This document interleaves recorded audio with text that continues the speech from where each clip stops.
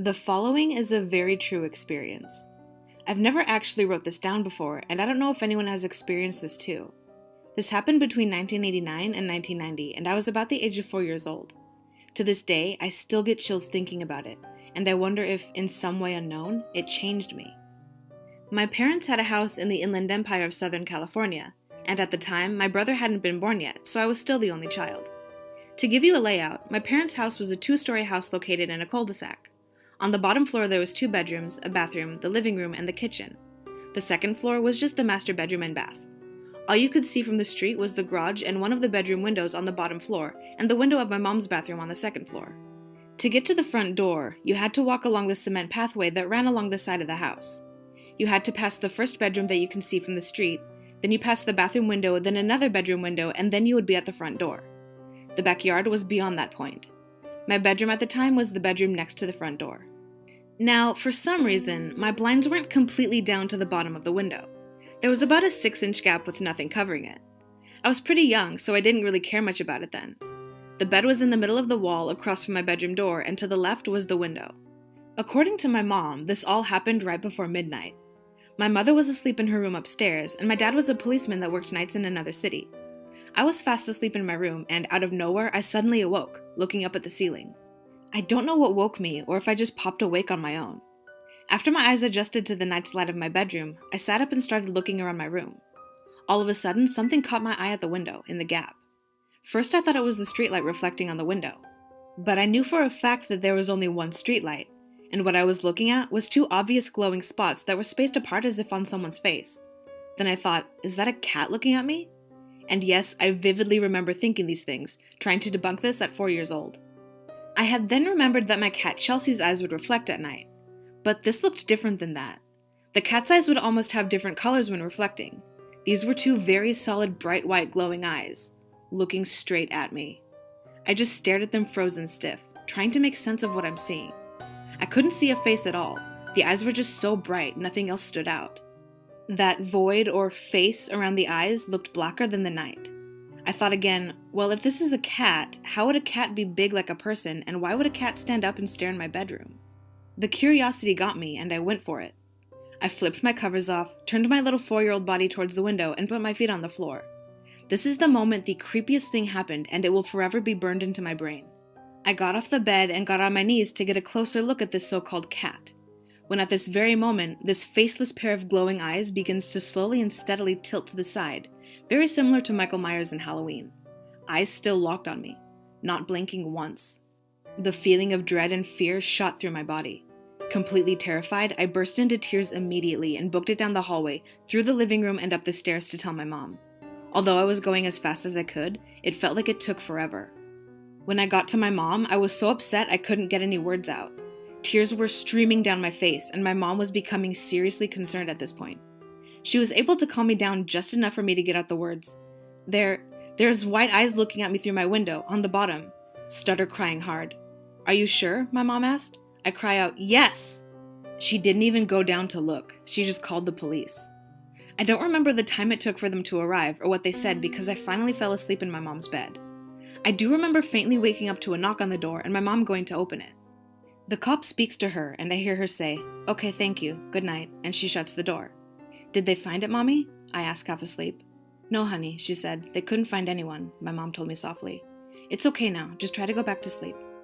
It's safe to say that the next day, my whole window was covered. Years fast forward and I'm in middle school now. Every now and then I would think about that night. Sometimes wondered if that moment was real, if those eyes were really there, those unforgettable white eyes. One day, a random thought came up, and I asked my mom if she remembered that night. She tells me, yes, of course, why? I don't know, just wondering, I guess, I said. Then, my mom proceeds to say, well, I never told you this, but when the deputy came out that night, he told me they made it a priority to get to our house as soon as they could. Because not very long before I called 911, they received another call from someone else reporting that someone was looking in their window, in our same neighborhood. Hearing that sent chills down my spine. And to this day, I wonder who or what was looking at me that night. This only happened yesterday, when me and my best friend were just hanging out as we normally do at my house. We were really bored, so we decided to take a calm walk around my neighborhood. Or so we thought. So let me tell you about my block. There's a hospital nearby, and my neighborhood has a history of drug and alcohol-related incidents, but those don't happen very often. Nevertheless, it was kind of dodgy. So me and my friend, for privacy reasons we'll call her N, were talking, messing around and such for the entire walk, having a blast in each other's company, until we were about to reach my house to finish the walk. Now, let me set the scene. So we had just turned a corner to walk down our street, with houses on one side, a parkland on the other side, and a 2-lane road separating them. My house is right next to the parkland. Ann and I were walking down the footpath on the side of the parkland towards my house, in silence, just taking in the views, I guess, I don't know. But when we were about 50 meters away from my house, I heard a footstep around 15 meters away from me and Ann. Only one. I casually turned around, expecting a young teenager or an older person because that's usually who we see walking along these footpaths in my area.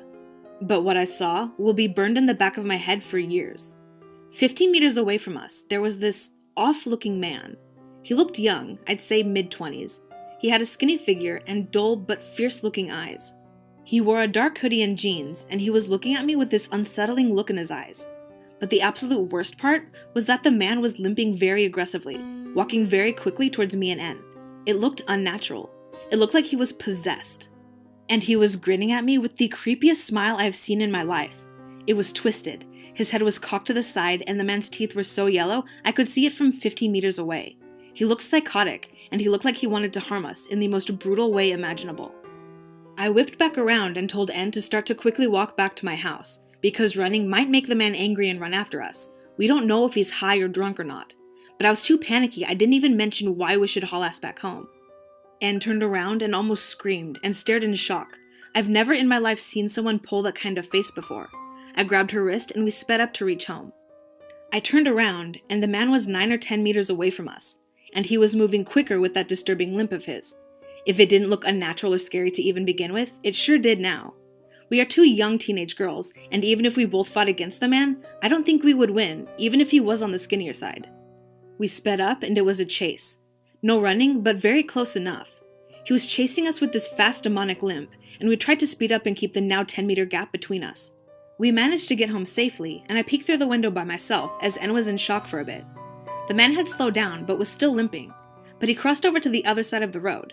For what reasons, I will never know. He went out of sight and I closed the curtains, still shaky. After all that shit, Ann and I went back to the kitchen to grab some water. My kitchen window kind of overlooks a bit of the parkland, and we have a decent view of it. We both saw the man slink back into the parkland and never saw him after that. Afterwards, I thought about the whole incident and probably got even more unsettled. I only heard one footstep. No pattern, nothing. Just a thump on the ground by a sneaker, that's it. It then hit me. The man was trying to attack Ann and I. He was trying to sneak up on us. It gives me anxiety, knowing that if I didn't hear that single footstep or didn't turn around, we could have been in some serious shit. That man could have had a knife or different type of weapon in his hoodie's pockets. Who knows what could have happened? My dad has always been the type of guy where he doesn't believe in anything unless he witnessed it for himself. He's a pretty macho guy and isn't into all that fairy tale and ghost nonsense. Yet, that all changed for him one day. It was about 2:30 in the afternoon when my dad came home. He works the night shift at the old El Reno prison. He says it's a pretty laid-back job for the most part. He'll usually drive around the prison in one of those guard trucks or keep watch in the towers. But one night, he was sent to do a sweep of the chapel, as to make sure no one was in there who wasn't supposed to be. His boss, let's call him Jack, told him to come back and check in with him after he'd done so. My dad walked through the yard out to the chapel, and as soon as he walked in, said he felt just a wave of nervousness come over him. He flicked on the old lights and walked in and began to check all around the room. After about a couple of minutes, he said a man dressed in the same uniform as him walked out of the little office in the back. My dad asked the man if he was already doing a sweep of the chapel, and the man replied, "Yes, I'll take it from here." So, confused as to why he was sent out to check the chapel, my dad just gave a little, "Oh, okay, I'll let Jack know." My dad returned to his boss about 15 minutes after he sent him. Jack looked at him and asked, "How did you get done so fast? You couldn't have possibly checked that whole place in such a short amount of time." "Another guard's already in there, said he'd check it," my dad said. And I guess Jack didn't think anything of it. As long as the chapel was checked, everything was fine with him. Well, this is where it gets creepy. About 3 days after, my dad said he was walking down the halls of the prison and stopped to look at the display case of all the old photos of other guards in the past. As he was browsing the photos, he said his heart sank and his blood froze. One of the pictures he came across was that very same guard he had encountered in the chapel, only this guard was dead. Apparently, about 4 years before my dad started working there, a riot had broken out in the chapel, and a guard was stabbed to death, and that guard was the same man my dad had seen in the old chapel. But out of the 12 years of working there, not once had he ever heard about the riot until now. I don't know if they just don't talk about it, scared it might run off some newbies, or if it's just something a lot of them had forgot about. All I can say is, my dad is now a firm believer in the paranormal, and not once has he ever gone back into that creepy chapel. This story took place my sophomore year of high school. I was a 15-year-old girl, young for my grade. It was a Wednesday in the winter. I joined the honor society at my school. Besides meeting and talking about how to help my community, we also had to meet at 7:20 a.m., which was 25 minutes before school. Since I wasn't a morning person, missing more time to sleep was always frustrating. That's why I was always late, which, on this day, I was running late.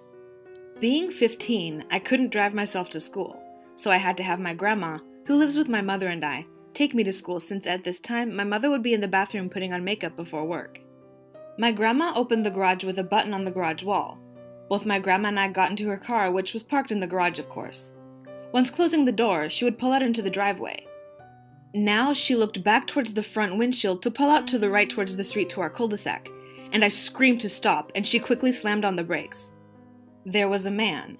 Tall, about 6 feet, dirty blonde-looking hair, wearing all black. He was only illuminated by the headlights, since on winter mornings it was pitch dark, and today it was raining. I noticed something in his hand. Being the observant person I was, I thought I saw a black handle. The man didn't look at us, explain himself, or wave a hand to say sorry. He just stopped in front of the lights for about 3 seconds before continuing to walk through our yard towards our neighbor's house. We watched him disappear into the dark. I live in a neighborhood where we all know each other and watch out for each other. We all own about 1 acre of yard. Recently, my neighbors have been having work done around their houses, with taking down some trees and fixing up their house. So my grandma, with her heart of gold, continued driving as we discussed what just happened. She assumed that he was just a worker. I knew he wasn't. I told her I thought he had a knife, and she just brushed it off, saying maybe it was a worker holding a dustpan or a shovel. He could have just been using our yard as a shortcut. But no, something told me I had to warn my mother. So I began trying to text my mother, but no texts were sending. Nothing was going through. I texted lock the door, but when it went through, she didn't understand. She questioned me, saying, "What? Why?"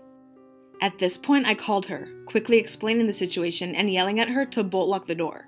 She did, and not a second later, he opened our screen door and tried to open our door's handle. When it didn't work, he tried to kick down the door. My mother then called the police. I don't know how quickly the police arrived, but we live in a small town, so I assume the response time was fast. Later that morning, the man was found a couple roads down. He tried to get into some other houses too, when he ended up getting into a house and a man had chased him out with a shotgun. He was caught and arrested, found with a large butcher knife. Although this isn't an extreme story, it always holds a lot of what-ifs. What if I hadn't been late? What if I hadn't gotten a hold of my mom? And the biggest one of all? What if I wasn't late and my grandma would have asked him if he needed help? I'm now a junior in high school and it's been about a year, but the effects of this encounter still haunt me. I'm afraid to be alone. I will double-check or even triple-check locks and listen intently to the sounds of my house when trying to go to sleep. If I hear something, I'll try to go check it out. He's made me paranoid, but I guess my fears are rational. Who expects their own home to be the site of a creep encounter?